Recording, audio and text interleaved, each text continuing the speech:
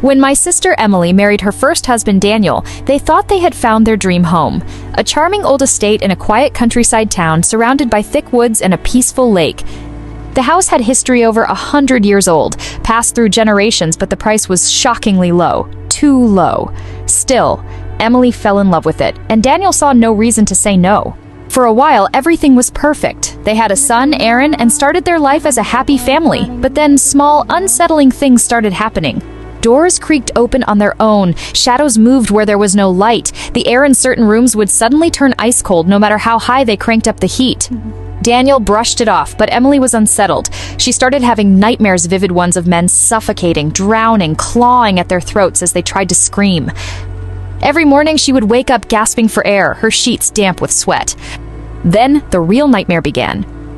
One autumn morning, Daniel went out to the yard to do some work on the fence. Hours passed, and when Emily went to check on him, she found him lying lifeless near the tool shed. No injuries. No sign of struggle. Just dead. The autopsy was inconclusive. Natural causes, they told her, but what kind of natural cause takes a healthy 35-year-old man in an instant? Devastated, Emily moved on the best she could, raising Aaron alone. But something inside her told her Daniel's death wasn't natural. She felt it. The house felt it. A few years later, she met Ryan. He was kind, patient, and understood the grief she carried. He moved into the house, promising to build a new life with her and Aaron.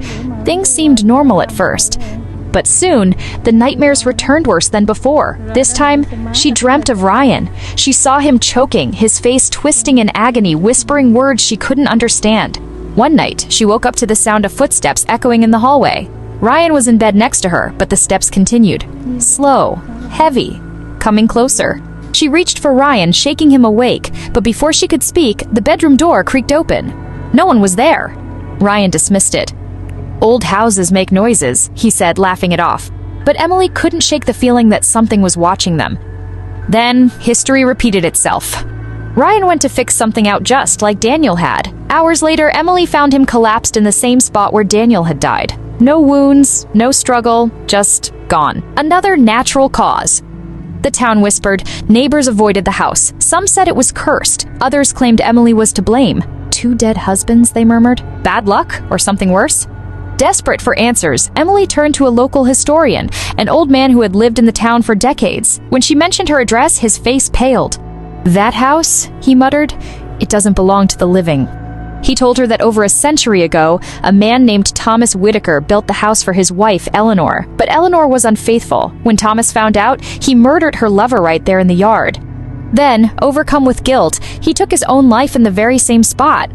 Since then, every man who lived in that house met an early, unexplained death. No man is safe there, the historian warned, and no ritual will change that. Emily didn't need any more convincing. She packed her things, took Aaron, and left. The house was sold within months to an unsuspecting buyer.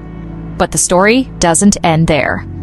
A year later, Emily received a news article in the mail no sender, no note. The headline made her blood run cold. Local man found dead in mysterious circumstances at Whitaker House. The pattern continued. And the house still stands, waiting for its next victim.